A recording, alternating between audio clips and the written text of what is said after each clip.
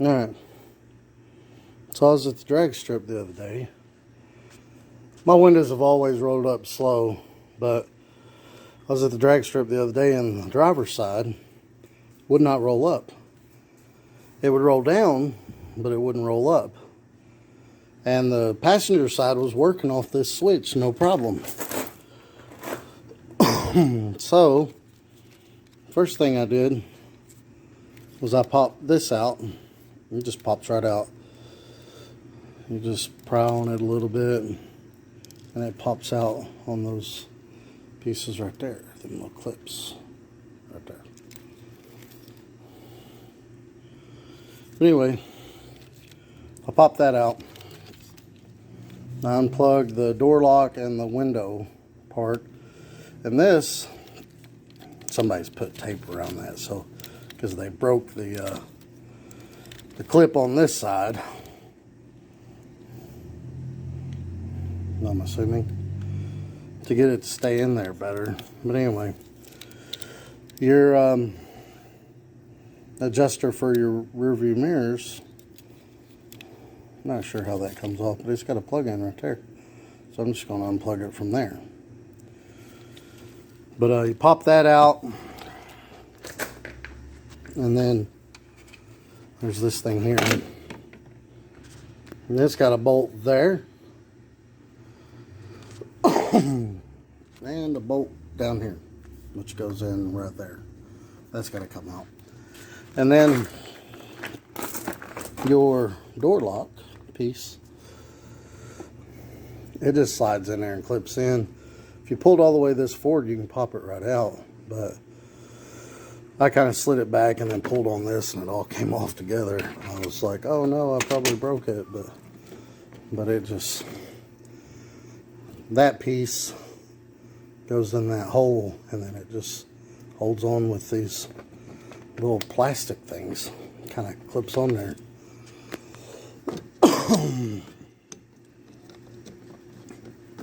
Yeah, like that. See? And it just slides back and forth. That thing there kind of keeps it in because the plastic clips on the back of this, they barely even hold it, but yeah. But anyway, once you get all that off, I didn't unplug this part yet. I just snaked it through the hole on this. And yeah, 9/32 nut there. And mine, that was missing on mine. As you can see, somebody's hollered out the hole. I'm gonna try to fix that while I'm in here. But I ordered a kit. Well, at the drag strip, what I did to get the window to go up was, this was still plugged in, of course. And I just ran a 12 volt straight from the battery underneath the hood there and touched it there, and then pushed the up button, and it went up. But yeah, see, let's unplug. Door panel off next. Take the door panel off. There's a screw that goes up inside there at that angle, and then there's two screws there. And I think that's pretty much it. It should pop right off. Yeah. I went and got Mama a root stove, and I got me some more inside knowledge. Okay, that was pretty easy. This one, you just lift up on it. And I guess when you push it down here, it kind of clips on that and holds it down. And these things here hold it in. See, you put them in the holes and push down. There's only that one. I think that one's broke. And there's that one. 4 across the bottom and 2 in the front and the back and middle. And then of course you got the 2 bolts that hold it there. Screws, bolts, whatever, and the one that holds it there from the armrest. And then it kind of latches down on that somehow. Holds it down in there. But anyway, most of them, they got them little plastic things you pull straight out on. I'm going to take the speaker out Give me some more room in there. Neither one of these speakers work. I took the back speakers out just because weight loss. I thought the front speakers worked, but they don't work. So I'm gonna try to fix that. See why they're not working. They're not busted. Yeah, they don't work.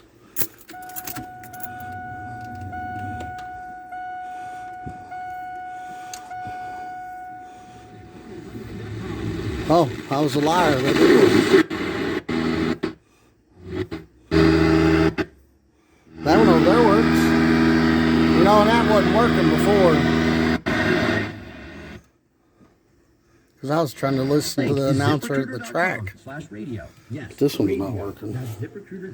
So we need to figure out why this one's not working. But anyway, we're worried about fixing the window first.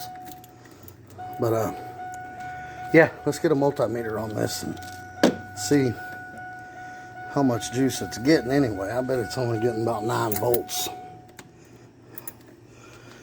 And then we'll pull all this plastic off so we can get in there better and see where it's come off the track at. Because yeah, it slides back and forth really easy. It's hard to see down in there. But anyway, get the multimeter out.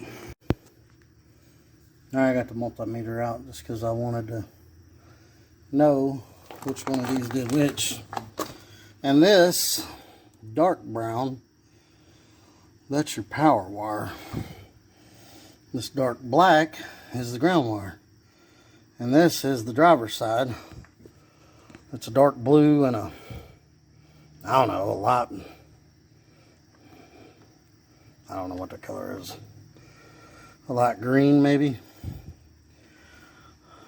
And then the passenger side is a light blue and a yellowish looking color, or brown, light brown, whatever.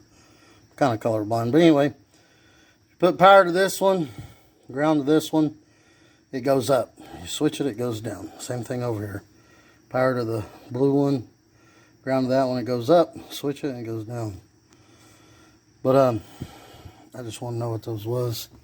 And hopefully I didn't break that. If I did, I'll just super lose down in there. But it must be in the switch somewhere because it actually goes up pretty good when you, see if I can do this with one hand. Well, key on. Probably help turn the key on. It actually goes up pretty good when you're not using the switch. So I'm gonna go to the junkyard and get another switch. And I'm still gonna hot wire both sides, even though I am getting 12 volts over here. I don't know. Maybe it is in the switch. But I'm trying to figure out why this window moves back and forth. I can't remember what stops that from doing that. Maybe it come out of the, it did. Yeah, there's the problem. This little piece right there is popped out. That's supposed to go in the window up here somewhere. So this guide, there's the problem right there. I'll have to take that bolt out so I can take that out and see if it's, I don't know if it's broke. Yeah, it's broke out of there. Yep, that's why it's sliding back and forth. Alright, so I got the rest of this stuff works good. The door lock and the mirror adjustment.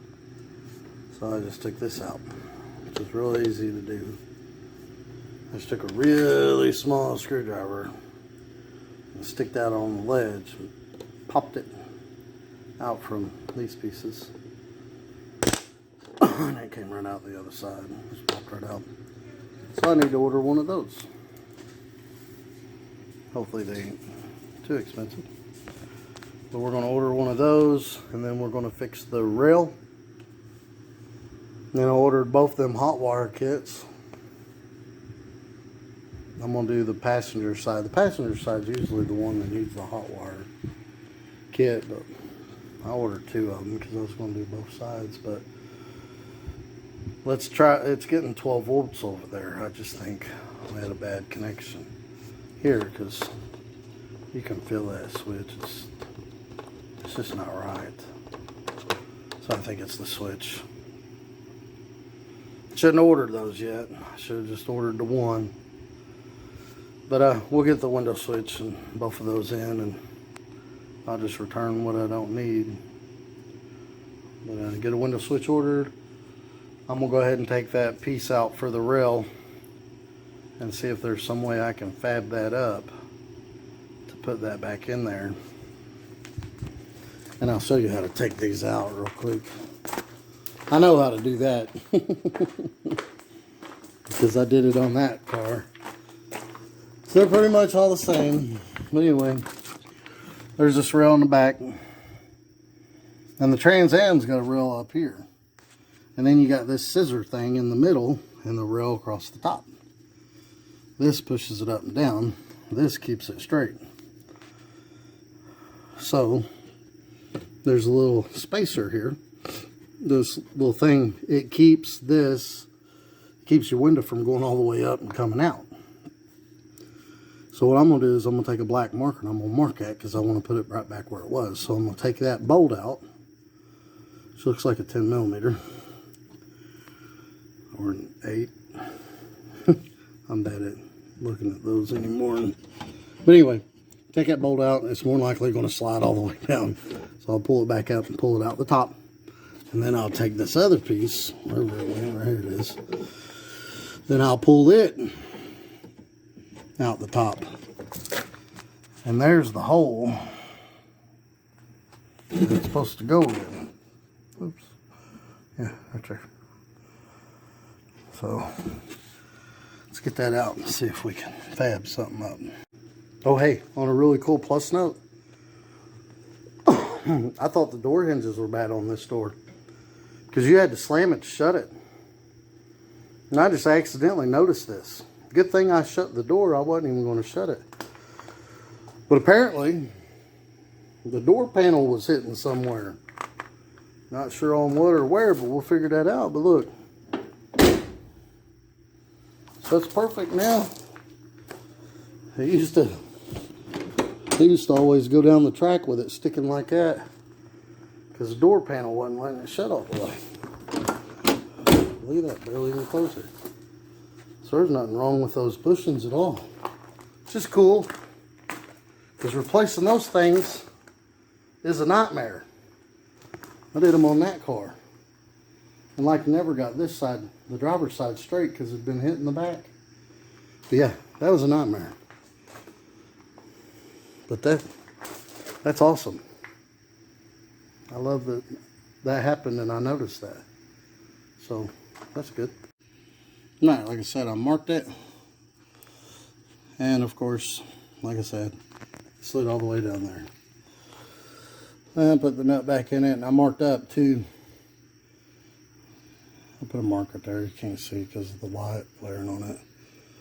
Because it looks like it's not perfectly center. Maybe it is. Maybe I'm just looking at it wrong. But anyway, yeah, that stops this from coming all the way out the top. You can see it was kind of riveted in there, and it's broke loose. Maybe I can cut that out, drill a hole in there and tap it. Just put a nut and bolt in it. That's the game plan. Alright, so I ordered me some new switches. I was going to go to the junkyard and get these because I thought they were really expensive. But they're not expensive at all. And this is for the, I went ahead and got one for the passenger side. I just got them from Rock Auto. There's the part number. It doesn't say the cost on them, but they were only like 10, 15 bucks. Why in the world didn't they put costs on here?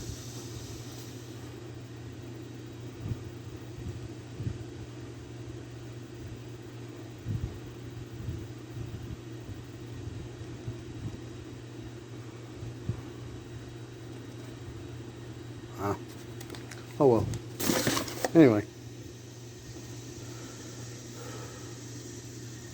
There they are, and I've already checked them, they're the exact same thing that came out. I looked at the back of them. So I'm just going to plop them in there and let's see how the window rolls up now. Alright, I just lined it up in this piece on the back, pushed it in, put the plug in back on, and it works. Still goes up slow and down slow, but I don't really care. It needs another motor, no question about it. At least it rolls up now.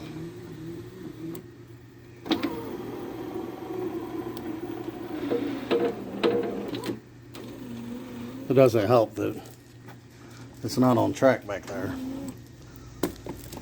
Let's see. But, so the next thing to do is to try to make something that'll fit in there. I noticed I posted on LT1 Nation, and a lot of people say they were making one with just one of those flathead screws and some washers and one thick round washer. I went to the parts store and I looked at the Dorman ones they had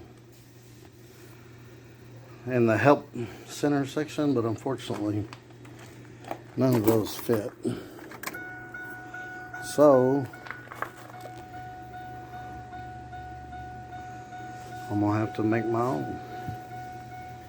So that's what I'm gonna do now. It's probably gonna involve a trip to the hardware store. I hate that beeping. But yeah, they do need new motors, and I'm gonna fix that speaker. But the first thing to do is fix this. So I was gonna take the stock one and grind the rivet off of it, but it got so hot that it melted the plastic. But now that's stuck, it won't move. So anyway, I went to the parts store and I got some M8 125 bolts. They're about 1.25 inches long, and they're the shoulder head. I got one out right here. They're the shoulder head bolts. And then I got some washers that was the same diameter as this. It's not completely the same diameter, but it's the closest one I could find.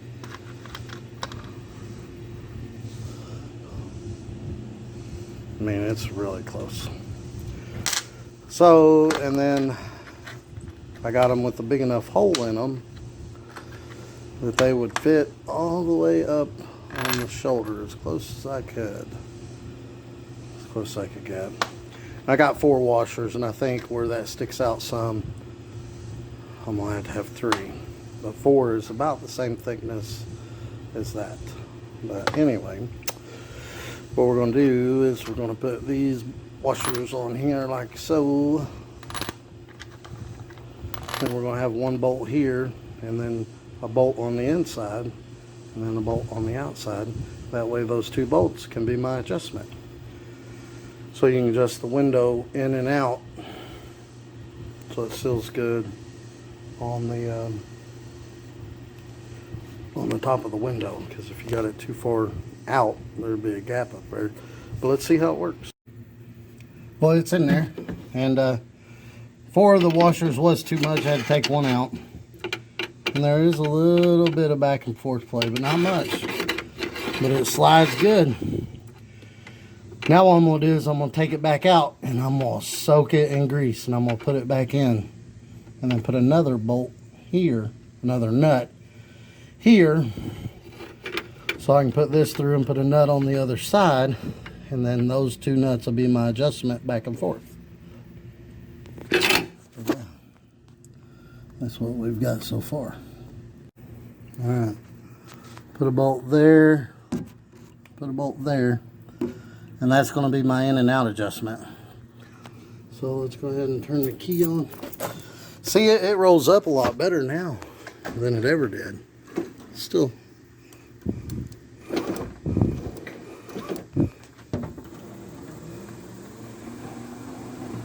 Not as fast as it should be. But, oh, we need to put that piece back in. Because that's going to be our up and down. Let me put that back in, and then we'll see about making adjustments in and out for how it closes to up there. Well, with this bolt all the way up against them washers, it didn't give it enough play, so the window wouldn't go all the way down. So oddly enough, that grease, if you put it in between them washers and all around them washers, that actually holds the washers together. So I'm not going to use that bolt all the way up against the washers. I'm just going to use this bolt nut. That nut against the washers didn't give enough room, so I'm not going to use the nut against the washers. I'm just going to use this nut out here and one on the outside to hold it. But the window would go down to about right here, and then it would stop in the turn there. So because there just wasn't enough movement here. So I'm gonna try it like that without the nut against the washers. See what that does. Also, if you take these loose, you always want to mark stuff before you take it loose, which these are out of adjustment anyway, so I didn't mark them.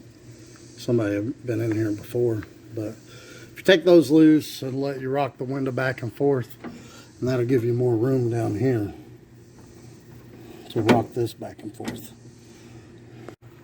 Well, I still don't want to roll all the way down, because once it hits that bend, it has some issues, but I'm okay with it.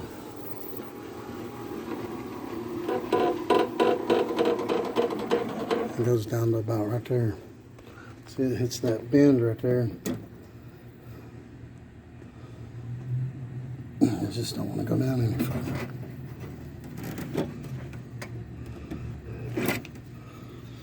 But oh well. And it goes up.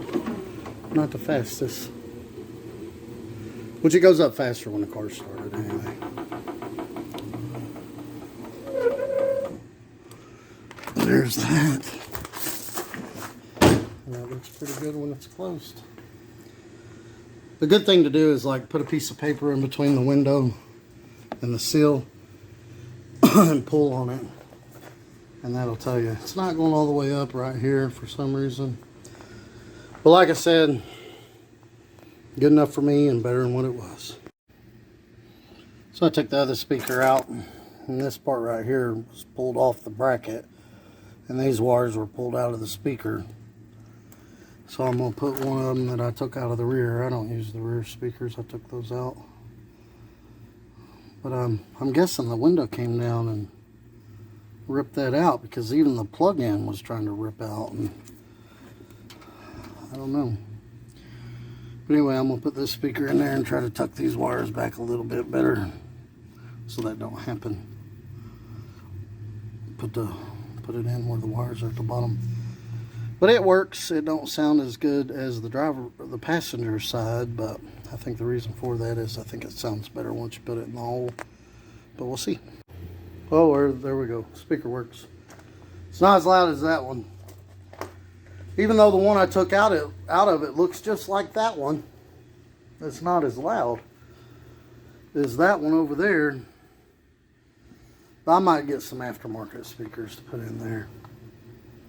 I just set the fade to where it sounds the same. But I was going to take the door bars out, but I'm going to wait on that. And I'm going to go ahead and put the door back together and put my adjustable lower control arms in and weld up my anti-roll bar, because it keeps wanting to spin.